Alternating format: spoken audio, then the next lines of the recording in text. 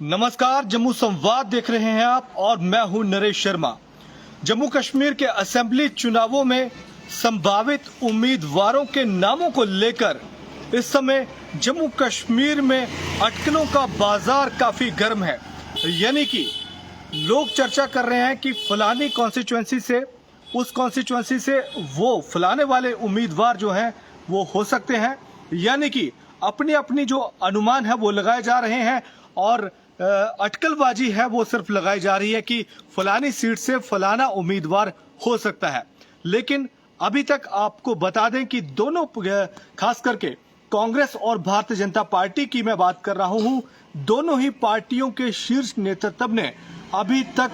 जो उम्मीदवारों की फाइनल सूची है उस पर अपनी मोहर नहीं लगाई है। बात पहले भारतीय जनता पार्टी की करते हैं। भारतीय जनता पार्टी की तरफ से केंद्रीय गृह मंत्री अमित शाह और भारतीय जनता पार्टी के राष्ट्रीय अध्यक्ष जेपी नड्डा की तरफ से दिल्ली में आज शाम को एक मीटिंग हुई है और इस मीटिंग में जम्मू कश्मीर भारतीय जनता पार्टी के सीनियर नेताओं के साथ महत्वपूर्ण चर्चा हुई है। यानी कि जो संभावित उम्मीदवार हैं उनके नामों को लेकर चर्चा की गई है। आपको बता दें कि अमित शाह और जेपी नड्डा के साथ जो मीटिंग हुई है उस मीटिंग में जम्मू कश्मीर के अगर नेताओं की बात करें, बीजेपी के नेताओं की अगर बात करें तो इसमें रविंद्र रैना शामिल थे, देवेंद्र सिंह राणा शामिल थे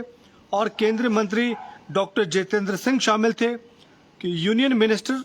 जी किशन रेड्डी और राम माधव, ये कि जम्मू कश्मीर के ये इलेक्शन इंचार्ज हैं, दोनों ही नेता जी किशन रेड्डी और राम माधव। इसके अलावा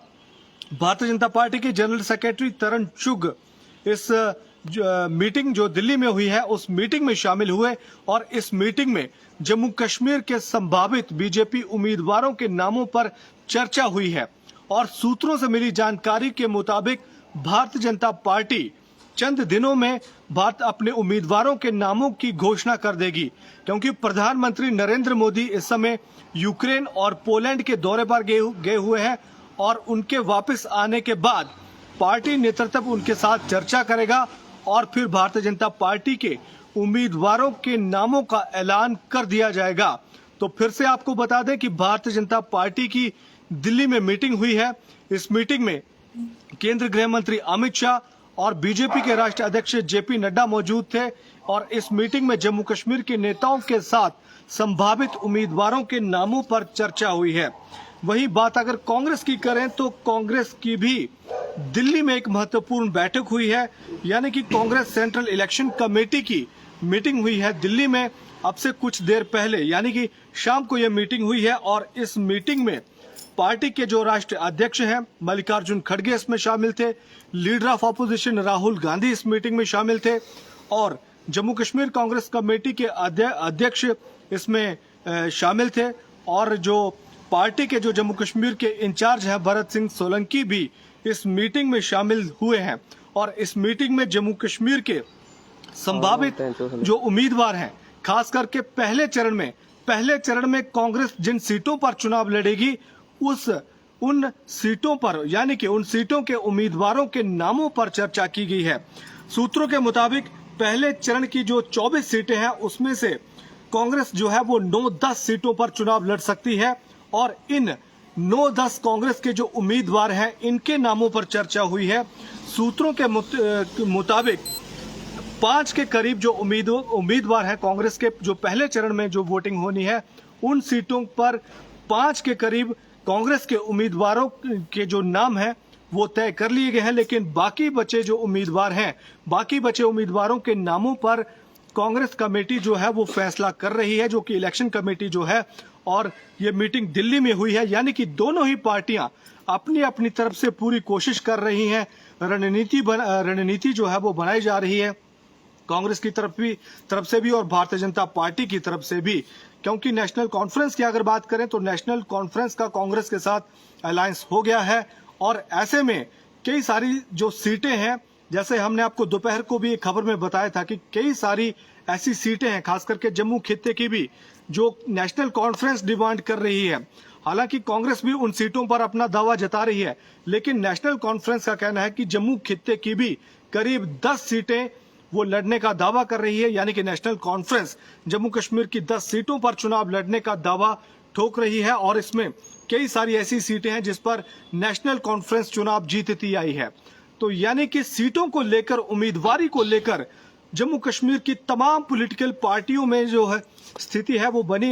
स्थिति काफी डामाडोल बनी हुई है, क्योंकि कई सारे नेता, अब मैं कश्मीर घाटी पर आते हैं, कई सारे जो नेता है वो पार्टी छोड़कर, एक पार्टी से छोड़कर दूसरी पार्टी में भी जा रहे हैं। पीडीपी के कुछ नेता, उनको मैंडेट नहीं मिला, वो उन्होंने दूसरी पार्टी ज्वाइन करने की खबरें आ रही हैं और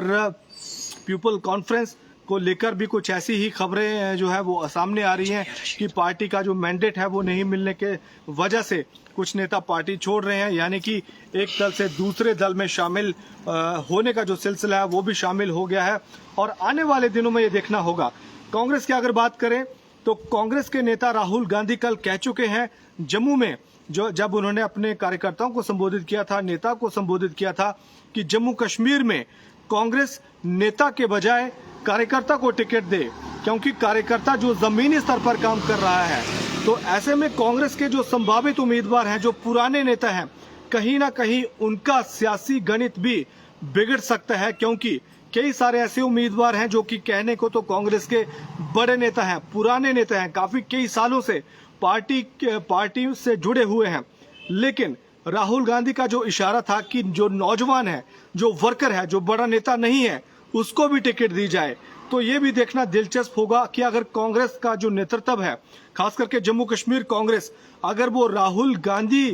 के जो बयान है उसको लेकर चलती है, राहुल गांधी का जो इशारा था अगर उसको लेकर चलती है, तो कई सारे बड़े नेता हैं कांग्रेस के, उनका जो गणित है, सियासी गणित, वो बिगड़ सकता है और कई सारे जो नए उम्मीदवार हैं, जो नौजवान हैं, जो कार्यकर्ता रहे हैं पार्टी के, उनको मैंडेट मिल सकता है, उनको टिकट मिल सकता है। फिलहाल इतना ही, धन्यवाद।